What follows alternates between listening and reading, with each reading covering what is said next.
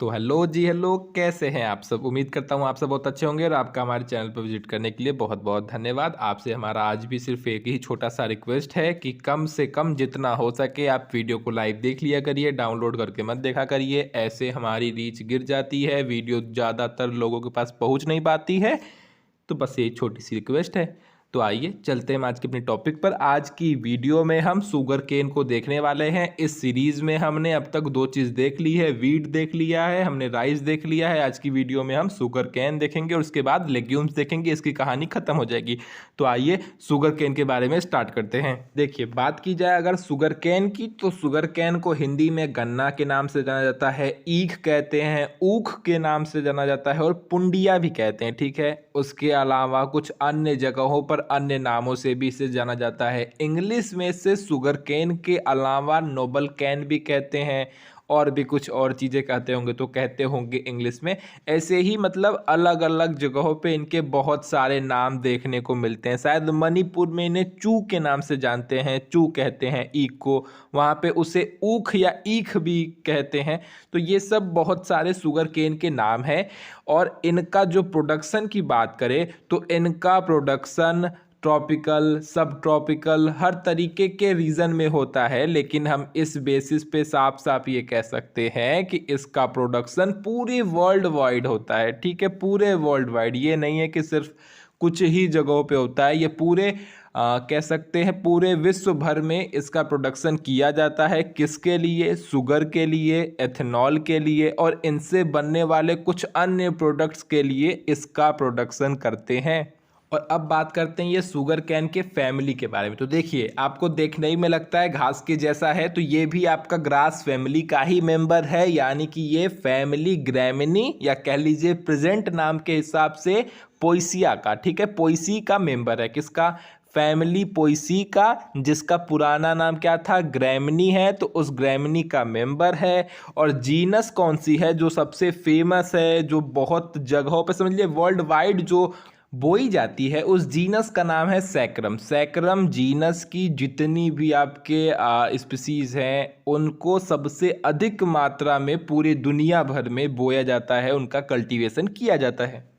और उस saccharum genus की भी, मतलब सैकरम जो आपकी जीनस है उनकी बहुत सारी स्पीसीज हैं। उन स्पीसीज में भी ऑफिसिनेरम, कौन सी? सैकरम ऑफिसिनेरम जो स्पीसीज है, इसका वर्ल्ड वाइड बहुत बड़ी मात्रा में कल्टीवेशन किया जाता है और भारत में भी बहुत बड़ी मात्रा में कल्टीवेशन किया जाता है। ऐसा माना जाता है कि सैकरम की ही जितनी सारी अन्य स्पीसीज है वही पूरे वर्ल्ड का 70% कवर करती हैं। यानी कि पूरे वर्ल्ड के 70% शुगर का प्रोडक्शन आपके सैकरम ऑफिसनेरम और या इनसे डेवलप हुई स्पीसीज के द्वारा किया जाता है। इतनी बात समझ में आ जाए। मतलब सैकरम ऑफिसनेरम से भी बहुत सारी हाइब्रिड आपकी वैरायटीज डेवलप हुई है इनसे, और इनसे जुड़ी जो वैरायटीज हैं उन्हीं से पूरे विश्व के 70% शुगर का प्रोडक्शन किया जाता है। तो इस वजह से जो सबसे बड़ी मात्रा में उगाई जाने वाली स्पीसीज है वो है आपकी ऑफिसनेरम। इसी का अगर पूरा नाम की बात की जाए तो सैकरम ऑफिसनेरम। और इसीलिए अगर बात की जाए कि शुगर केन का बायोलॉजिकल या बॉटनिकल नेम क्या है, तो वह है सैकरम ऑफिसनेरम। इतनी बात क्लियर हो गई। और अगर आप इनके अलावा की बात करेंगे तो इनके अलावा भी सैक्रम की कुछ स्पीसीज़ हैं, जैसे सैक्रम सिंसे हो गया, सैक्रम बारबेरी हो गया, ये कुछ स्पीसीज़ हैं, इनका भी प्रोडक्शन किया जाता है। सैक्रम रोबस्टम हो गया, ये कुछ स्पीसीज़ हैं जिनका प्रोडक्शन इनके अलावा किया जाता है। तो ये भी कुछ फेमस स्पीसीज़ हैं, लेकिन सबसे ज़्यादा कौन होता है वो मैंने आपको बता दिया। ठीक, इसके अलावा सुनिए, शुगर कैन को कैश क्रॉप भी कहते हैं। कैश क्रॉप को हिंदी में कहते हैं नगदी की फसल। ठीक है, तो अब इसमें तो कोई ऐसी बात है नहीं। अब आपके मन में थोड़ा सा डाउट हो सकता है कि कैश क्रॉप क्या है। तो cash crop is an agricultural crop which is grown to sell for profit. यानी कि सिंपल सी बात है कि कैश क्रॉप ऐसी क्रॉप होती है जिसका कोई किसान जो प्रोडक्शन करता है या कल्टीवेशन करता है वो अपने लिए नहीं करता है, टोटली मार्केट में बेचने के लिए करता है। ठीक है, तो ऐसी क्रॉप्स को कैश क्रॉप कहते हैं। ठीक है, मतलब पैसे वाली क्रॉप। और इसमें कौन कौन सी क्रॉप्स आ जाएंगी? आपकी कॉफ़ी हो गई, ठीक है, चाय जो आप देखते हैं वो चाय हो गया, चाय वो जो चाय पत्ती होती है उसकी बात चल रही। और उसके अलावा कॉटन हो गया, आपका ये शुगर कैन तो हो ही गया। इसके अलावा जो बहुत सारे मसाले होते हैं वो मसाले हो गए, रबर हो गया। इन इन सब का कल्टीवेशन किसान अपने लिए बहुत कम और ज़्यादातर मार्केट में बेचकर कैश प्राप्त करने के लिए, पैसा प्राप्त करने के लिए करता है। ठीक है, इसी वजह से इसका नाम कैश क्रॉप पड़ा। ठीक, इसके अलावा जो आपका ये पेड़ है, जो आपका गन्ना का पेड़ है, वो आपको देखने में बम्बू के जैसा लगता होगा। झूठ मत बोलिएगा, लगता होगा, जरा जरा तो लगता ही होगा। स्टार्टिंग में मुझे खुद लगता था जब मैं गाँव जाता था। वो तो फिर बाद में लोग बोले कि अरे नहीं, चूहा यही में से चिनिया निकले ले देखा तू शहरी में नहीं है या का जनबा। तब हम ऐसे करके ट्राई किए, तब समझा कि अच्छा तो ये डंडा ना है, ये काम आता है, इसी से चीनी बनती है, इसी से गुड़ बनता है। तब चीज़ें हमें समझ में आई थी। ठीक है, तो ये कहना गलत नहीं होगा कि देखने में बम्बू लाइक ट्री के जैसा लगता है। ठीक है, या अब तो आपको भी पता है कि बम्बू को हम ग्रास में काउंट करते हैं, तो बम्बू लाइक ग्रास की तरह लगता है। ठीक है, और आपको पता होना चाहिए कि जो आपका पोएसी जो ये है, ये इस फैमिली को ग्रास फैमिली भी कहते हैं। ठीक है, क्योंकि इसमें ग्रास की तरह होने वाले जो आपके क्या कहते हैं क्रॉप्स होती है उनको इनमें रखा गया है, फैमिली पोएसी में या कह लीजिए ग्रैमिनी में। अब बात करते हैं इसके ओरिजिन की। तो इसके ओरिजिन के बारे में कुछ कहना तो थोड़ा सा दिक्कती वाला है, समझ रहे हैं ना। कोई भी चीज़ के ओरिजिन के बारे में बात करना थोड़ा सा कॉम्प्लिकेटेड हो जाता है। क्या है ना कि हर जगह अलग अलग चीज़ें दी होती हैं, कोई मिल के ये ना कि आपस में बातचीत करके कोई एक जगह फिक्स कर लें कि हाँ वहीं पे हुआ है। तो कोई कहेगा हमारे यहाँ हुआ है, चाइना कहेगा हमारे यहाँ हुआ है। तो इस वजह से काफ़ी दिक्कत होती रहती है। बात की जाए भारत की, तो भारत में करीबन ईसा के जन्म से 2 से 3 हजार साल पहले से ही हमारे यहाँ इसका कल्टीवेशन किया जा रहा है, शुगर केन का कल्टीवेशन किया जा रहा है। अगर ऐसी बात की जाए इसके अलावा कि इसका डोमेस्टिकेशन कब से स्टार्ट हुआ होगा, तो ऐसा माना जाता है कि करीबन ईसा के जन्म से 8,000 साल पहले से। ठीक है, ऐसा माना जाता है। अब क्या रियलिटी है भगवान ने जाने। तो ईसा के जन्म से 8,000 साल पहले न्यू गिनी में, ठीक है, पापुआ न्यू गिनी में, वहां पे एक आइसलैंड है, वहां पे इसका डोमेस्टिकेशन स्टार्ट किया गया था, ऐसा माना जाता है। ठीक, तो काफ़ी जगहों पर आपको यही देखने को मिलेगा कि न्यू गिनी में, जो कि एक आइसलैंड है, वहाँ पे ही सबसे पहले इसका कल्टीवेशन करीबन 8,000 साल, मतलब ईसा के जन्म से 8,000 साल पहले माना जाता है। ठीक है, और अगर भारत में बात की जाए तो ऐसा माना जाता है कि नॉर्थन इंडिया में, नॉर्थ साइड के इंडिया में इसका कल्टीवेशन किया जाना स्टार्ट किया गया था करीबन 2000 साल से 3000 साल पहले, ईसा के जन्म से 2000 से 3000 साल पहले किया जा रहा होगा। कुछ किताबों में भी इनके बारे में बताया गया है या लिखा हुआ प्राप्त होता है, तो उससे भी एक एविडेंस मिलता है कि हाँ इन लोगों को इस चीज़ का ज्ञान था। तो एक जो चरक संहिता एक किताब है, उस किताब में इसके वर्णन मिलते हैं, इसका एक्सप्लेनेशन मिलता है। तो उससे भी ये समझ में आता है कि चलिए ये लोग जानते थे, ये लोग शुगर कैन के इस क्या कहते हैं क्रॉप से क्या कहते हैं यार, इस क्रॉप से परिचित थे। याद ही नहीं आता है वर्ड, क्या ही बताएं। तो बस इससे ज़्यादा हम इसके हिस्ट्री के बारे में, इसके ओरिजिन के बारे में हम कुछ बोलना नहीं चाहेंगे। बाकी हम लिख देंगे, अगर इसके बारे में हमें कुछ और मिलता है तो आप उसे नोट कर लीजिएगा। जितना हमारे समझ में आ रहा था हमने बोल दिया। आपको वैसे ही पता है कि हम देख के आपको नहीं बताते कि हमें ये चीज़ें याद रहे। इसी वजह से जो मेरे नोट्स होते हैं उसमें आपको एक्स्ट्रा चीज़ें मिल जाएंगी, क्योंकि लिखते समय अगर कुछ याद आ जाता है तो हम उसे भी अपने नोट्स में डाल कर आपको दे देते हैं। ठीक है, अब बात करते हैं इसके कल्टीवेशन की। तो आइए हम उसके कल्टीवेशन को देखते हैं। तो देखिए, कल्टीवेशन में कुछ खास है नहीं, बहुत कॉमन सी चीज़ बताएंगे जो आपको पता है। आपको सबसे पहले ये जान लीजिए कि जो इनके पेड़, मतलब इनके जो प्लांट होते हैं वो करीबन 8 से 12 फीट के होते हैं। ठीक है, और इसके अलावा ये एक पेरनियल, ठीक है, पेरनियल ग्रास है, यानी कि बहुवर्षीय घास है। अब बहुवर्षीय से मतलब ये है कि मतलब कई साल चलती है। ठीक है, मतलब एक ही बार में ख़त्म नहीं होती कि ये बस कटाई हुई काम ख़त्म, ऐसा नहीं है। ठीक, इसके अलावा सुनिए, अगर बात की जाए कि इनको किस तरीके के मौसम की ज़रूरत पड़ती है, तो इनके अगर एटमॉस्फेयर की बात की जाए तो इनको हॉट मतलब गर्म और थोड़ी नमी वाली जो एटमॉस्फेयर होती है वो अच्छी मानी जाती है। और अगर वार्षिक मतलब पूरे एनुअल रेनफॉल की बात करें तो 60 टू 100 सेंटीमीटर अगर वहाँ पे वार्षिक वर्षा भी होती है तो इतनी वर्षा वाला एरिया भी इनके कल्टीवेशन या इनके डोमेस्टिकेशन के लिए अच्छा माना जाता है। ठीक है, 60 टू 100 तक भी अगर वहाँ पे बारिश होती होगी तो वो एरिया इनके लिए काफ़ी अच्छा माना जाता है।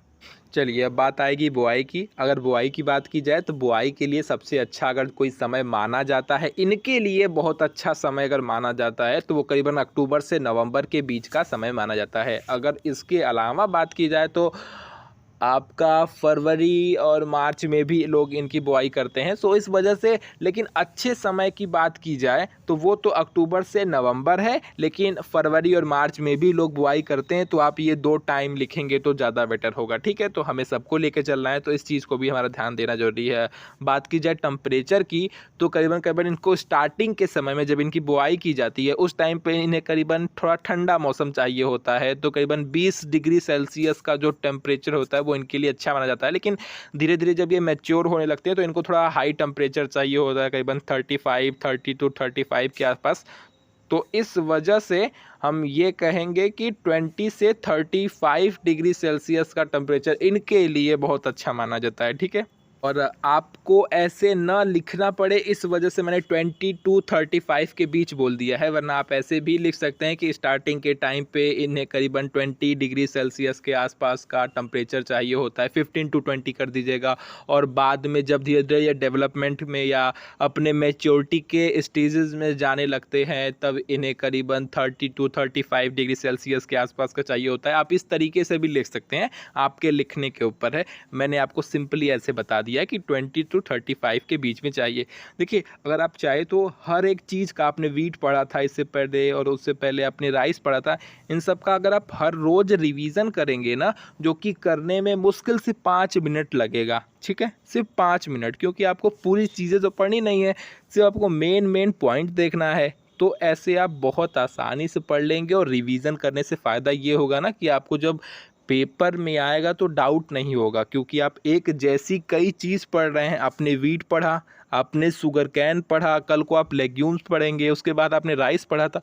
तो इन सब चीज़ों में एक जैसा ही टॉपिक है, क्या उसकी हिस्ट्री है, उसके कल्टीवेशन के बारे में, उसके प्रोडक्शन के बारे में, उसके यूजेस के बारे में।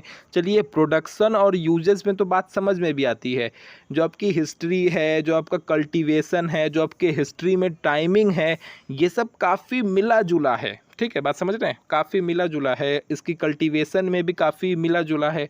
तो उसे आपको रोज़ देखना पड़ेगा, वरना आप कंफ्यूज हो जाएंगे। अगर आप थोड़े से गांव से बिलोंग नहीं करते हैं, तब बिलोंग करते हैं तो चीज़ें आपको समझ में आएगी, आपको एक कॉमन नॉलेज भी होगी कि कौन सी फसल कब बोई जाती है।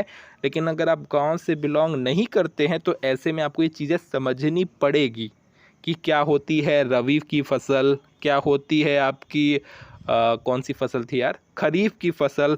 ये सब चीज़ क्या है आपको समझनी पड़ेगी। ठीक है, तो ऐसा मेरे हिसाब से है कि आप चीज़ों को रोज़ रिवाइज करें तो आपके लिए ज़्यादा बेटर होगा। मेरी अपनी मेंटेलिटी है, आप माने ना माने, हम क्या ही कर सकते हैं। हाँ, लेकिन आपसे 1 साल 4 महीना बड़ा होने के हिसाब से हम आपसे यही कहेंगे कि आप चीज़ों को रोज़ रिवाइज किया करें तो आपके लिए ज़्यादा बेटर होगा। ठीक है, हमारी प्यारी सी राय है, मान लेंगे तो हम ऐसे ही नाचेंगे जैसे भी नाच रहे हैं। चलिए, अब बात की जाए मिट्टी की, तो मिट्टी इनके लिए सबसे अच्छी लूमी सॉइल ही मानी जाती है, वही आपकी दोमट मिट्टी। क्या होता है, उसमें थोड़ी रेत की मात्रा होती है, तो ऐसी इनके लिए रेतीली मिट्टी थोड़ी ज़्यादा अच्छी मानी जाती है। ठीक है, चलिए, तो ये हो गई मिट्टी की बात। अब बात करते हैं इनकी बुआई की। देखिए, इनकी कोई बीज तो होती नहीं है कि इनको बीज लाया बो दिया, इनकी कोई बीज नहीं होती है। जो पहले की गन्ने की फसल होती है, उन गन्ने को लाकर तोड़ा जाता है। ठीक है, उनमें कितने कितने पार्ट में तोड़ा जाता है वो समझिए। तो मतलब हम जो बुआई के लिए जो भी हम सीड का यूज करते हैं, वो ऐसा गन्ना जिसमें 3 आँखा वाले गन्ने का यूज किया जाता है। ठीक है, हमारी लैंग्वेज में आँखा कहा जाता है। ये जैसे 3 गांठ वाले नहीं है, 1 2 3, मैं आपको फिगर के माध्यम से शो कर रहा हूँ।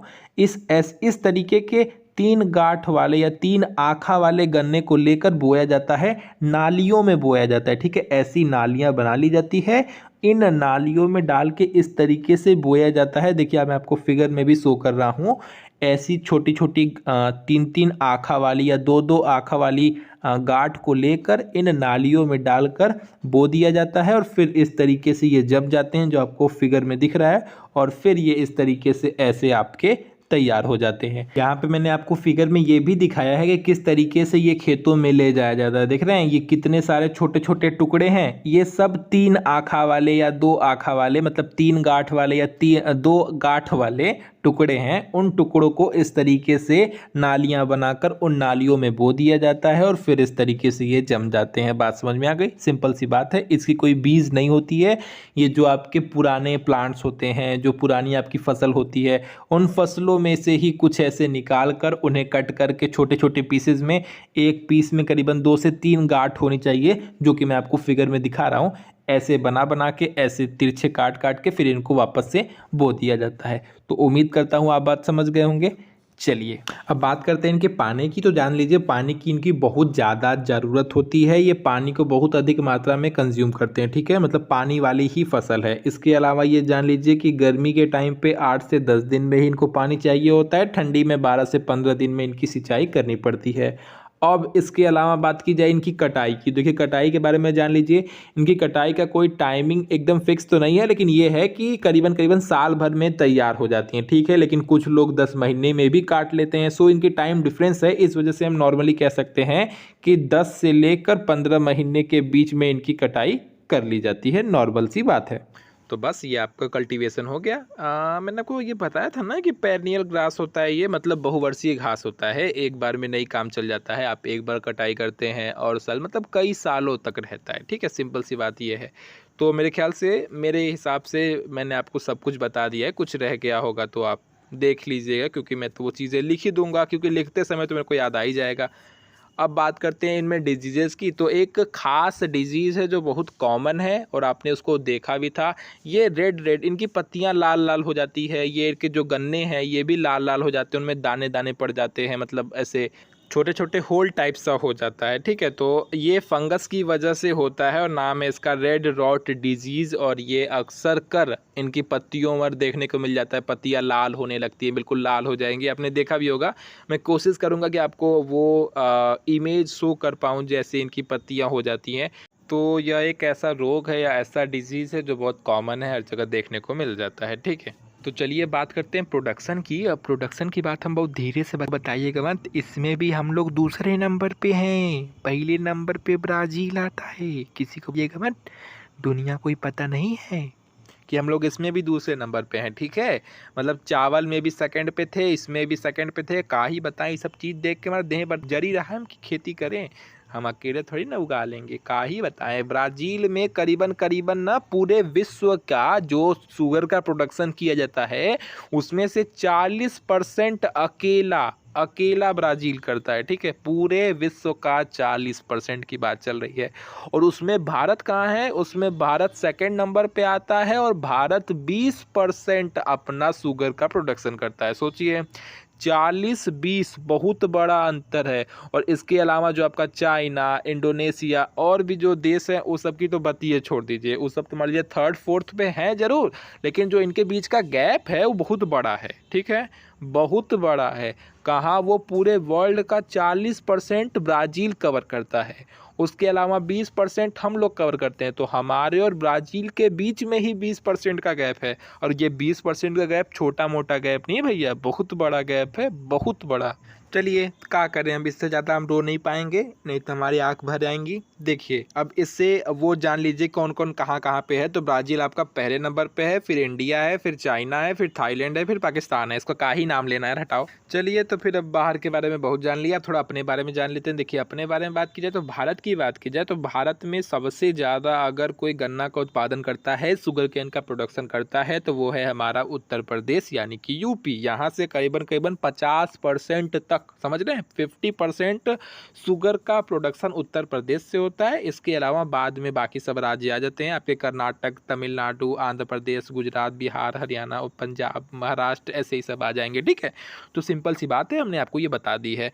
तो अब हम इसके अलावा आपको कुछ नहीं बताएंगे, नहीं तो आप गुस्सा आ जाएंगे। अब बात करते हैं इसके यूजेस की और इसके वैरायटी की। चलिए वैरायटी देख लीजिए, कौन कौन सी ऐसी वैरायटी है जो भारत में बहुत फेमस है। कुछ गिनी चुनी 4-5 वैरायटी है जो बहुत ज़्यादा फेमस है। देखिए अगर भारत की बात की जाए तो भारत में डेवलपमेंट का काम या शुगर कैन वैरायटीज़ को डेवलप करने का काम अगर कोई करता है तो कोयम्बटूर में स्थित शुगर कैन ब्रीडिंग इंस्टीट्यूट है जो इनको बनाने का काम करता है। और इनमें से निकली हुई कुछ बहुत फेमस वैरायटीज़ हैं, उन्हीं का नाम आपको बता रहे हैं। एक चीज़ जान लीजिएगा कि इनके आगे CO लगा होता है, जैसा कि आप फिगर में देख रहे हैं, ठीक है।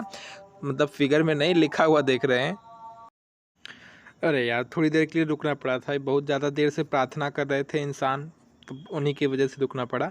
आइए अब बात करते हैं। तो देखिए इनके कुछ डेवलप वैरायटीज़ हैं, उनका नाम है आपका CO419, CO658, CO213, 331, 712, 459, 413, मतलब ऐसी करके बहुत सारी वैरायटीज़ हैं। मैं आपको दे दूंगा नाम, आप देख लीजिएगा। तो इन वैरायटीज़, ये वैरायटीज़ डेवलप हुई हैं। बात करते हैं इनके यूजेस की।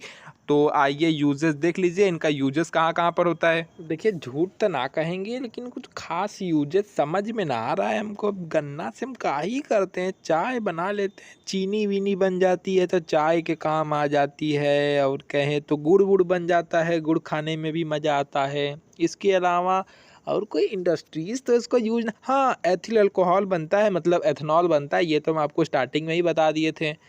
तो अब क्या ही बताएं, ऐसा कुछ याद नहीं आ रहा है यार। हाँ ये है कि ये लोग बेच देते हैं, वो लोग बेच के क्या करते हैं हमसे क्या ही लेना देना, ठीक है। वो लोग का पैसा है भैया, वो जाने, हमको ना पता। लेकिन इतना सुने थे कि शराब वराब बनाई जाती है, किडवन नाम की कोई प्रक्रिया होती है, फर्मेंटेशन नाम सुना होगा ना, उसी फर्मेंटेशन के थ्रू शायद शराब वराब बनाई जाती है। छोड़िए जान दीजिए, हमसे क्या ही लेना देना। तो यही कुछ बात है। हाँ इसके अलावा अगर और कोई यूज बताएं तो इससे खाना बनाने में काम आता है। इसको जलाकर ईंधन के रूप में फ्यूल के रूप में भी हम इसे यूज कर सकते हैं, ठीक है। तो ये सब नॉर्मल नॉलेज है। वीडियो पसंद आएगी तो लाइक शेयर सब्सक्राइब। मिलते हैं अगली वीडियो में। टाटा बाय बाय।